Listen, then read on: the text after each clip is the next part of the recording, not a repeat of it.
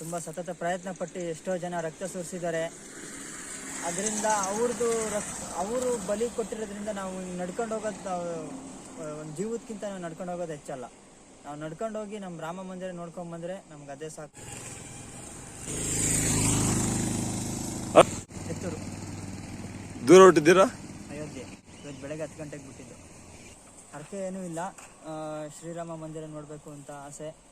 ಐದು ತಲೆಮಾರುಗಳಿಂದ ನಮ್ಮ ವಿಶ್ವ ಹಿಂದೂ ಪರಿಷತ್ ಆಗಿರ್ಬೋದು ಮತ್ತು ಬಜರಂಗಳಾಗಿರ್ಬೋದು ತುಂಬ ಸತತ ಪ್ರಯತ್ನ ಪಟ್ಟು ಎಷ್ಟೋ ಜನ ರಕ್ತ ಸುರಿಸಿದ್ದಾರೆ. ಅದರಿಂದ ಅವರು ಬಲಿ ಕೊಟ್ಟಿರೋದ್ರಿಂದ ನಾವು ನಡ್ಕೊಂಡು ಹೋಗೋದು ಒಂದು ಜೀವಕ್ಕಿಂತ ನಾವು ನಡ್ಕೊಂಡು ಹೋಗೋದು ಹೆಚ್ಚಲ್ಲ. ನಾವು ನಡ್ಕೊಂಡು ಹೋಗಿ ನಮ್ಮ ರಾಮ ಮಂದಿರ ನೋಡ್ಕೊಂಬಂದ್ರೆ ನಮ್ಗೆ ಅದೇ ಸಾಕು. ಏನು ಬಲಿದಾನ ಆಗಿದ್ದಾರೆ ಅವ್ರ ಮನಸ್ಸಿಗೆ ಶಾಂತಿ.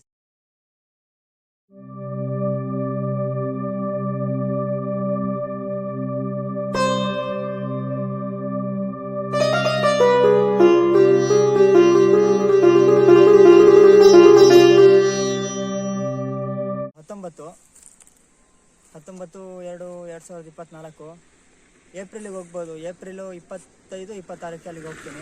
ರಾಮ ಮಂದಿರ ರೀಚ್ ಆಗ್ತೀನಿ. ಅಲ್ಲಿ ಒಂದು 4 ರಿಂದ 5 ದಿನ ಇದ್ದು ಆ ಕಡೆಯಿಂದ ಮತ್ತೆ ಟ್ರೈನಿಂಗ್ ಬರ್ತೀನಿ. ಅಂದರೆ ರಾತ್ರಿ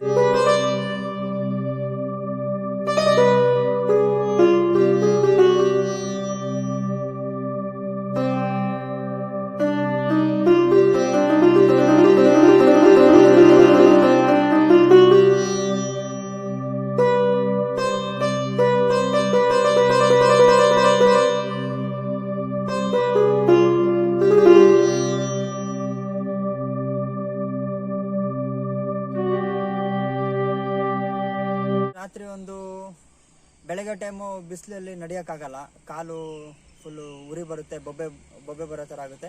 ರಾತ್ರಿ ಒಂದು 10:30-11 ಗಂಟೆಯಿಂದ ಬೆಳಗಿನ ಜಾವ ಒಂದು 9:30ವರೆಗೂ ನಡಿತೀನಿ. ಮತ್ತು ಮಲ್ಕೋತೀನಿ. ದೇವಸ್ಥಾನ ಎಲ್ಲಾದರೂ ಇದ್ದರೆ ಮಲ್ಕೊತೀನಿ. ಮತ್ತು ಸಂಜೆ ಒಂದು 6:30-7 ಗಂಟೆ ಹಿಂಗೆ ಎದ್ದು ಫ್ರೆಶಪ್ ಆಗಿ ಮತ್ತೆ ನಡೆಯುತ್ತೆ.